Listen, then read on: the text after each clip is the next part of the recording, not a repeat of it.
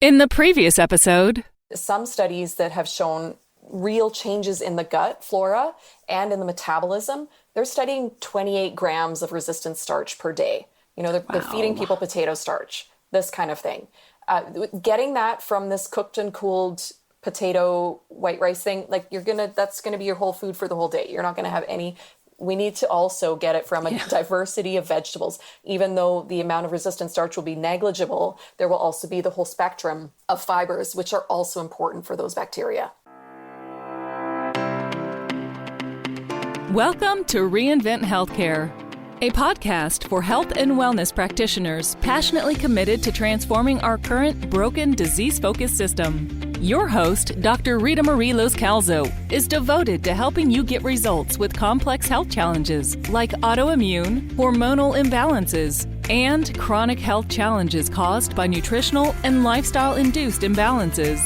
Here's your host, Dr. Rita Marie.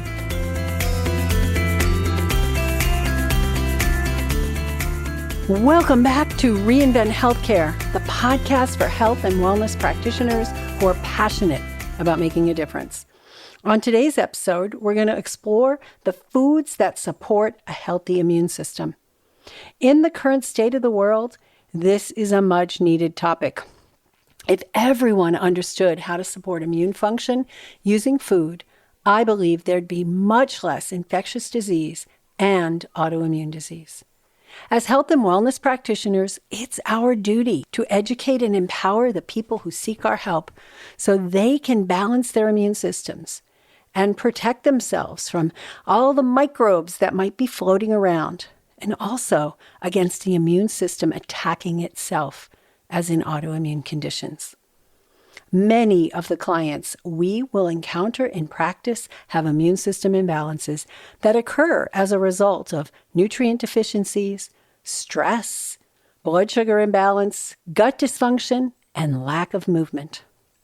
As we've discussed in previous episodes, it's important to teach our clients how to eat to balance their hormones and body systems, support their mitochondria in producing energy, and support optimal immune system function.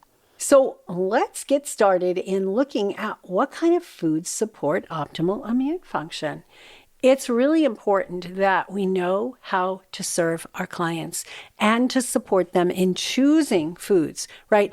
Every day, at least 3 times a day for most people, some 2 if they're following intermittent fasting principles like we've recommended, but at least 3 times a day, they're putting something at the end of the fork that's either going to help them with immune function or hurt their immune function.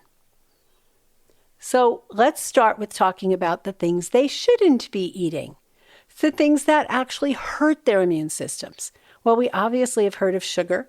We know that sugar will impact the ability of the macrophages, those infection-gobbling white blood cells, to support their health. So when sugar is in the diet, it actually displaces vitamin C in the white blood cells, and it causes the macrophage activity to drop by at least 50%, depending on the quantity of sugar that's been taken. The other thing that we need to look at is what kind of fats are your people eating? Trans and heated fats destroy the immune system. They impact the fatty acid cascade that's used to help this body to either produce inflammation or reduce inflammation. So we have to be careful about what kind of fats they're eating. Are they eating whole foods, plant-based fats? Are they eating oil? And by definition, all oil has been rancid or somehow denatured just by the fact that they're heating and purifying it. Things like MSG, which anybody that goes out to restaurants is going to be exposed to, unless specifically the menu says no MSG, especially in Asian restaurants. What about pesticides and preservatives in foods? Those are super important to teach your clients how to avoid. Obviously, the pesticides are impacting liver function. The preservatives, same thing. And they're introducing into the system chemicals that are just not serving, and they're impacting the immune system. artificial flavors, colorings, those kind of things. What about processed grains, which, people think, a little white rice here and there. Oh, we'll have some millet bread. It's not gluten containing.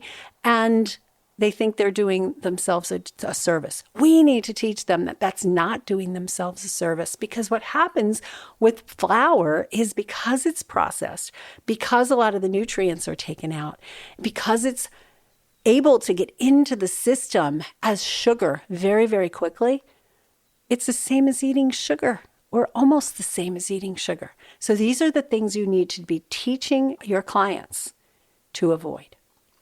So let's talk about a few of the nutrients that are super important for immune function, and then we'll talk about where to get those nutrients in food. So zinc, super important. You may have heard that in response to viral epidemics, right? Zinc is super important for immune system function in so many ways. Vitamin C is a super important nutrient for the immune system, as you've probably heard by now. But the reason vitamin C is so important is that it's used inside of the lymphocytes to provide protection. And like we said earlier, when you eat sugar, when your client is eating sugar, it displaces the vitamin C in that immune cell. So it's super important that the vitamin C levels be kept up to speed. There's a lot of good food sources, and if there's an exposure, and if there's some problems, we need to help people by supplementing with vitamin C. Well, let's talk about vitamin A. Vitamin A is super important for protecting the mucous membranes. And guess what, right? The lungs are aligned with mucous membranes. The sinuses are aligned with mucous membranes. And other parts of the body, the gut and the female tract, all are aligned with mucous membranes. And when vitamin A is deficient, those parts of the body are not going to be able to protect you, to protect your clients from infectious disease, because they don't make enough of the secretory IgA, which is important. It's an important immune system function. So vitamin A is super important. And we see low levels of vitamin A in a lot of people because they're not eating the right foods to support vitamin A.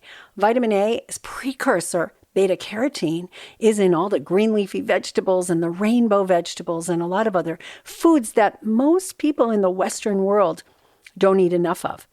The other issue that can happen with vitamin A is that some people have a specific genetic SNP, single nucleotide polymorphism, what most people call genetic defects. They're not actually defects, they're just alterations. And we'll have another podcast episode where we go into lots of detail about the genetic factors.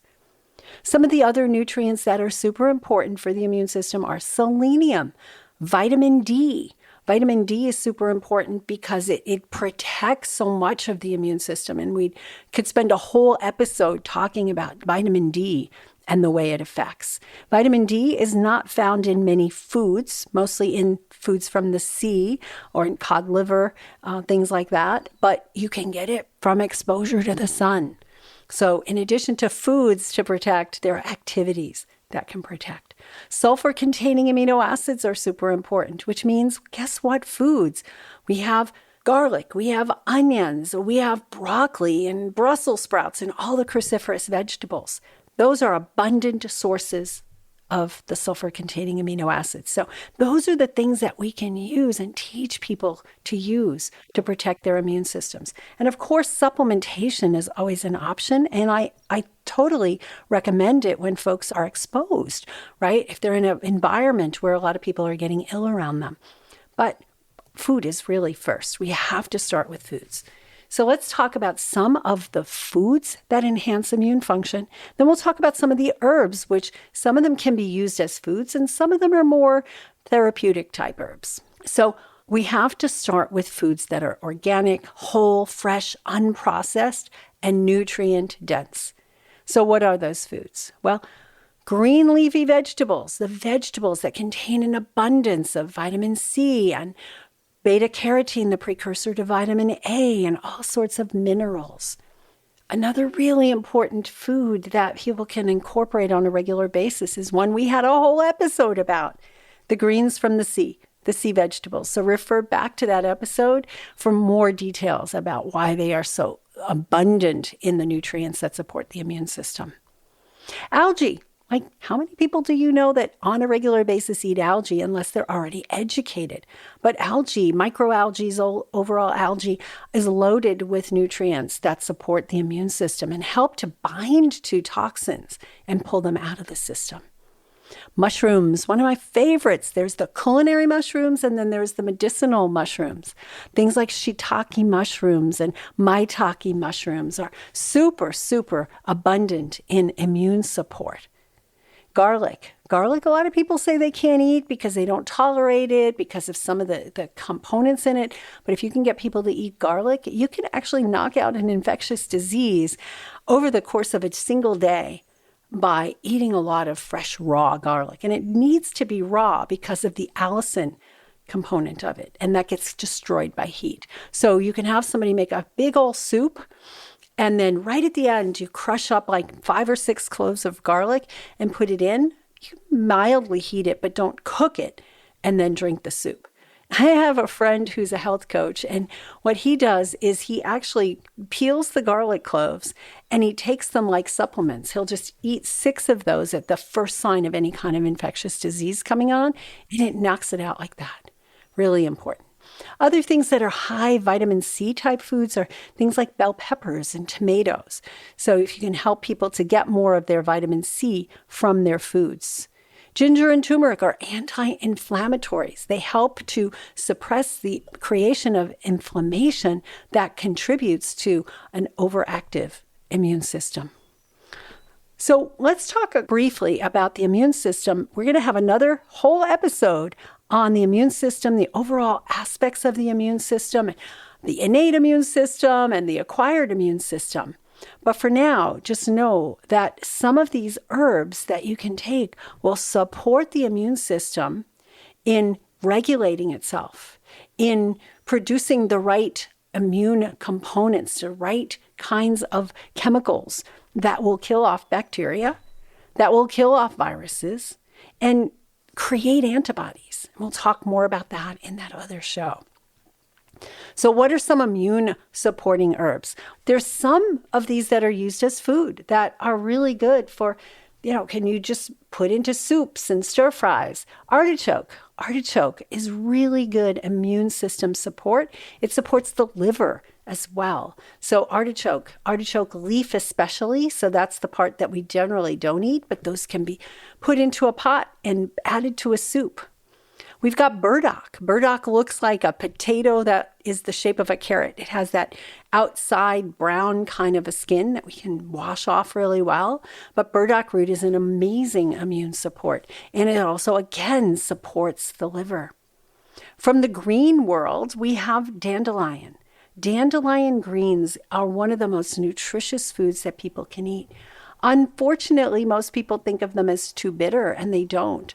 But there are times when I'll just be buying dandelion greens at the store, and I'm munching on them as I go through the store because they taste so good. As a bitter, that when my body needs it. But dandelion greens can be made in a stir fry with some garlic, which would be really awesome and supportive of the immune system. And they can be put into soups. They can be put into smoothies. Right? Just go slowly when you're introducing your people to those. There's some others that are like hawthorn berry. And again, all of these that I just mentioned are things that are supportive of the liver as well as the immune system. And that's how they have such support for the immune system is via the liver. Hawthorn berries, we don't consider that necessarily a food per se, because most people don't like sit around and munch on hawthorn berries, but they are super, super helpful. And you can actually soak them in hot water and make them into a tea. You can grind them up and put them into smoothies, and you can buy them whole. You can also buy a hawthorn berry tincture as well. Some other herbs that are supportive of the immune system that you can help people to add to their regular diet.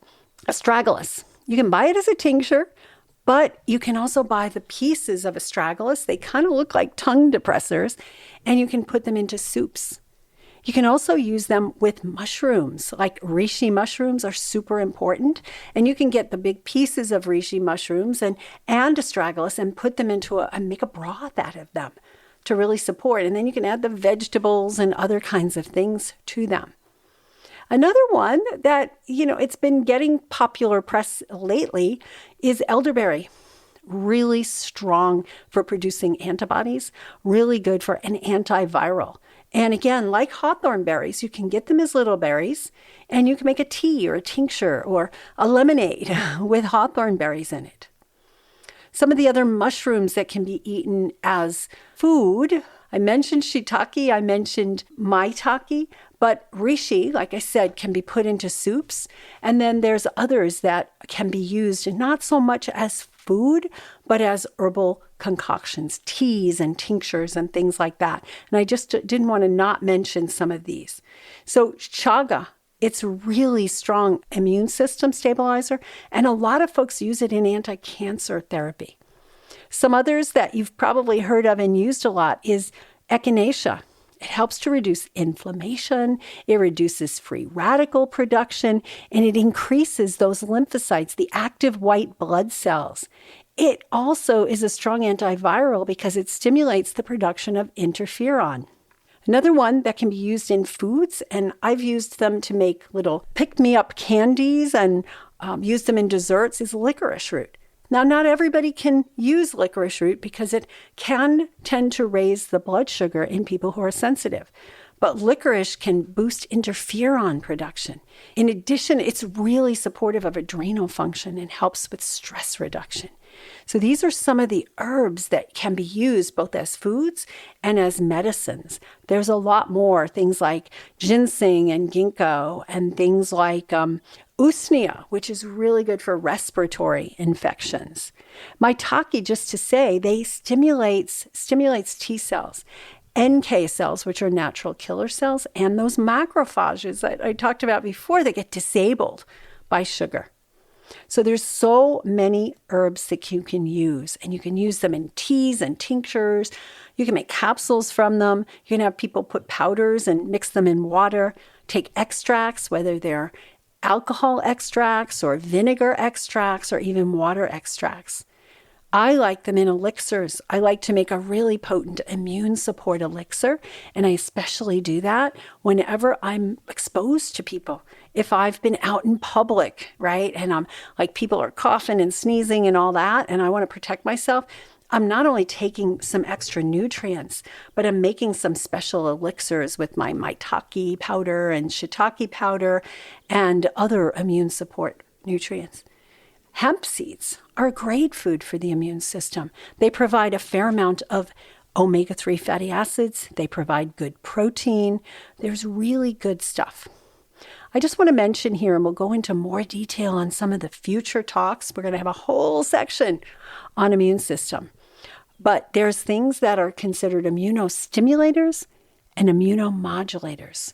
So we want to be careful, and we'll talk more about that as we go through the immune system section. But immunostimulators stimulate the immune system to act more, to actually in some cases can overreact to certain conditions and certain assaults.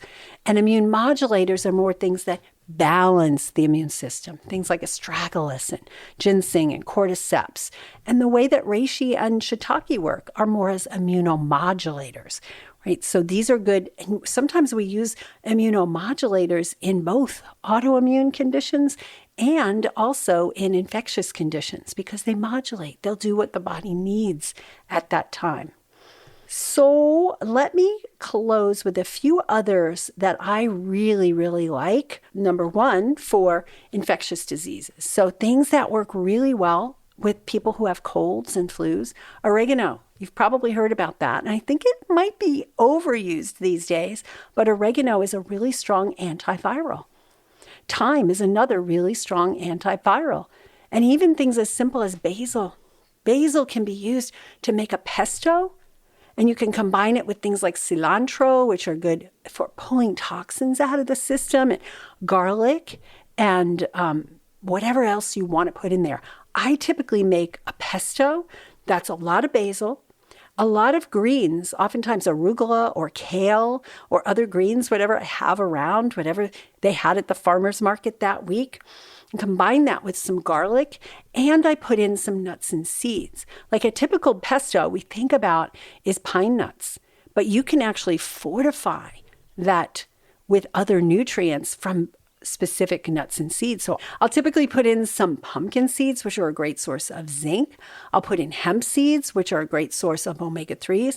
And then I'll put in like a decadent kind of creamy nut if needed, some macadamias or cashews or hemp or pine nuts, although pine nuts are super expensive. So if you start telling people to eat more pine nuts, they're probably not going to be very compliant with that, because these days they run about $30 a pound.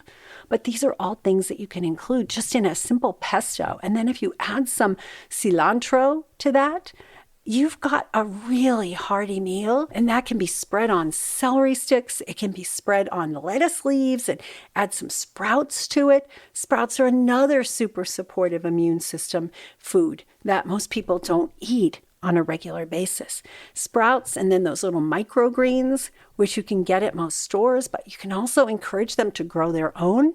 There are some companies, I think Hamana is one of them, that make these little they're like pads that have the seeds embedded in them.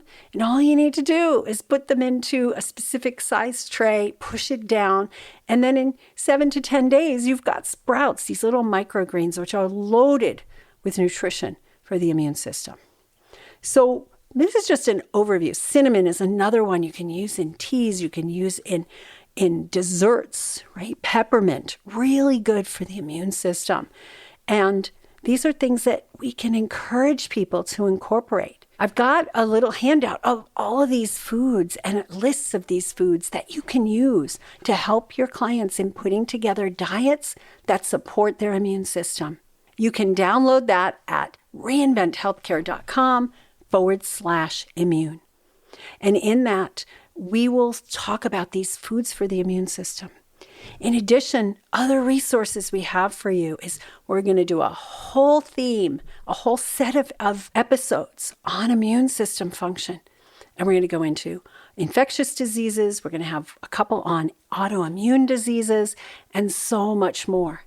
You need to be the hero in your client's life. You need to be the one that helps them to avoid these infectious diseases, that encourages them not to isolate themselves and stay indoors and sit on the couch and eat Cheetos and drink wine and beer and soft drinks in order to escape. No, that's actually hurting.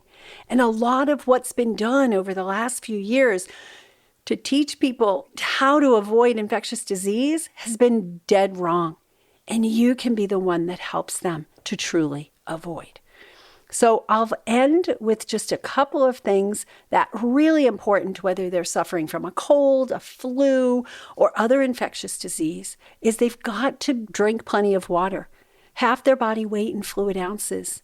They've got to avoid sweets. Even fruit or fruit juice during an infectious disease can prevent those macrophages from acting the way they're supposed to. Avoid hard-to-digest foods. Don't go out and eat pizza and lasagna and things like that. Keep it simple. Have the body take its energy away from digestion and put it back into support. Really important stuff. You can include herbs, you can include supplements, but really they've got to get their food down. I'm just going to give you one quick recipe that I always used whenever my kids would say, I got a stuffy nose, or I don't know, maybe I'm coming down with something. So I would take a pot and I would steam a bunch of vegetables, and I'd emphasize the green leafies and the brassicas. And then once those were cooked, I would take the steaming water and put it in the blender and put all the veggies in the blender. Sometimes I'd keep a few if they wanted to chew. And then I put them in there with garlic and ginger and oregano and thyme, all these immune system support. I'd add avocado for creaminess, or you could add hemp seeds or pumpkin seeds for the extra creaminess. I'd add kelp powder, because remember we talked about those sea vegetables are loaded with nutrients. A little bit of salt, and then stir in maybe some flax oil, maybe not. And they would drink it and love the taste. And literally they would feel better in a couple of hours. So maybe it's placebo, I don't know, but that load of vegetables, that load of nutrients all in one bowl, which is easy for them to take, made all the difference in the world. So thank you for listening in today. we're going to be going way more into the immune system on future episodes, so stay tuned. The more you master the art of using these functional food principles with your clients to balance their immune system, to balance their hormones and all their body functions, the greater you're going to be, the greater success you're going to have in empowering them to achieve their optimal health and wellness. And that's what we're here for, right? That's why we do what we do. We want to help people to feel their best. We want to help create a healthy world because healthy, happy people don't fight. And that can contribute to world peace. So all of this is going to lead you to have people referring others because you're getting great results, which will lead you to have a thriving and fulfilling practice where you feel great at the end of the day because you're changing lives for the better. So remember to download the Functional Food Guide to access all the charts we've been talking about in this functional food section at reinventhealthcare.com/food. So thank you so much for being who you are, for being out in the world and helping people to regain health and using the power of food instead of medicine. So until next time, shine on.